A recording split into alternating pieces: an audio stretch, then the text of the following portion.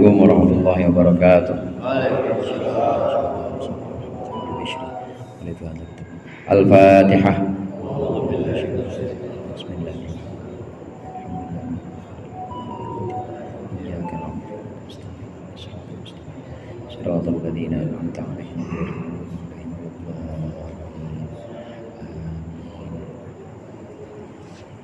Bismillahirrahmanirrahim.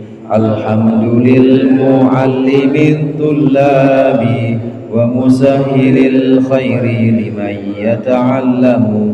Thumma assalatu wassalamu ala nabi wa alihi wa sahbihi jayudamu.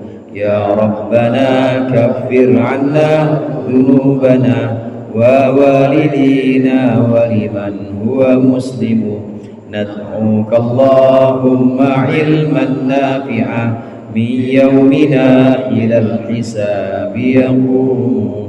Amin amin amin wa ya fattahu. Amin amin amin wa ya alimu.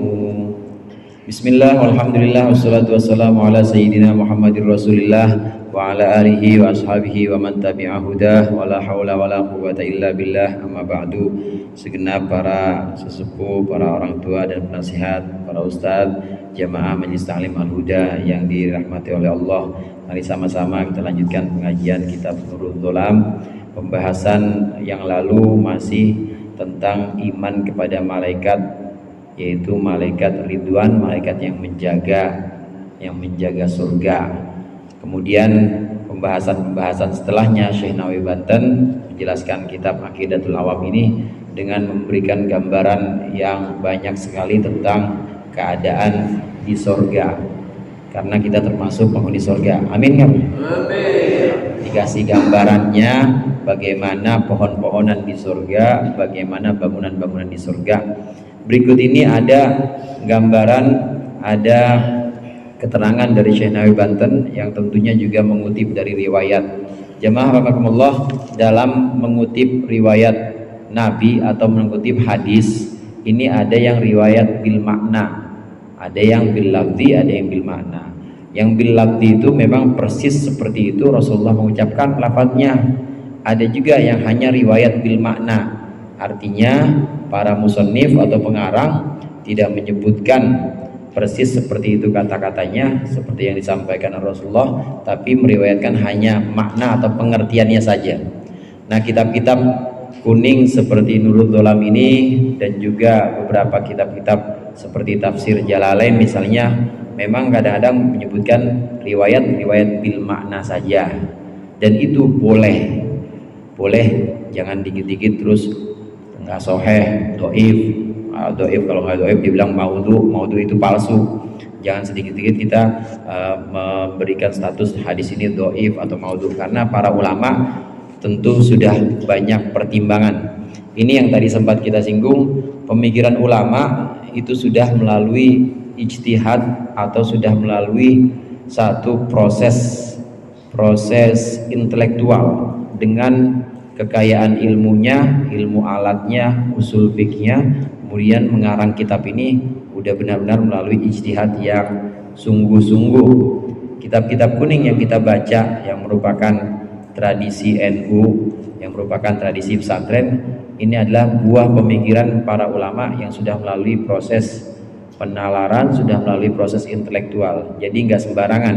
Kalau sekarang bisa kita samakan, yaitu udah semacam disertasi, sudah semacam satu karya doktoral tingkat akhir yang mengutip hadis-hadis itu. Hanya saja nggak ada footnote-nya, nggak ada catatan kaki. Kalau di kitab kuning ya nggak ada catatan kaki, kama qala Rasulullah gitu aja udah.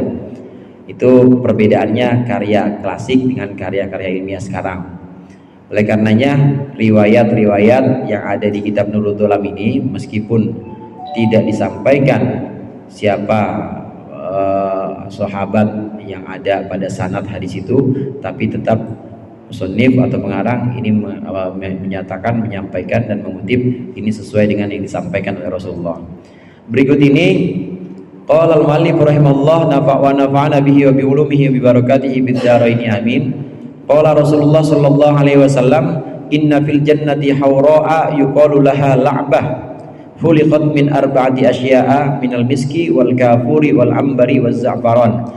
Sabda Rasulullah bahwasannya di surga itu ada bidadari-bidadari yang disebut dengan la'bah. Materi penciptaan bidadari yang namanya la'bah ini dari 4 macam materi pokok, yaitu dari misik, dari kafur, kemudian dari ambar. Ambar itu yang buat bahan parfum, dan dari za'faron. Jadi keringatnya aja wangi tuh, nggak ada bau-baunya, namanya la'bah. Wa tinuha wa ujina tinuha bima'il hayat, dan juga materi tanahnya itu dibuat adonan itu dari ma'ul hayat. Jami'ul huri laha usyakun, seluruh bidadari itu kepada la'bah ini sangat menginginkan atau sangat merindukannya. Walau basaqat fil bahri basqatan, apabila dia meludah ke lautan yang ada di dunia ini, maka la'adaba ma'ul bahri, air laut semuanya akan jadi tawar. Kulluhu, semuanya min rigihi, karena ludahnya bidadari yang namanya la'bah ini. Maktubun ala nahriha, tertulis di lehernya, di lehernya ditato. Lehernya ditato bidadari itu ditulis. Tulisannya apa? Man ahabba ayyakuna lahu mithli falyamal bi ta'ati rabbi. Siapa yang mau punya saya, siapa yang pengen yang milikin saya, maka hendaklah taat kepada Allah. Mau? wangi di sini ditulis nih, di sini nahar juga dibilang, di sini di lehernya ditulis, siapa yang mau memilikiku silakan taat kepada Allah.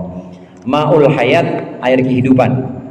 Kalau sudah ma'ul hayat yang dijadikan air buat ngadoninnya, adonan tanahnya, kita kan semua dari tanah nih, dari tanah. Nah, untuk menciptakan itu ya semacam ada bahan asalnya, ada adonannya juga. Ini adonannya bukan dengan sembarang air, tapi dengan ma'ul hayat.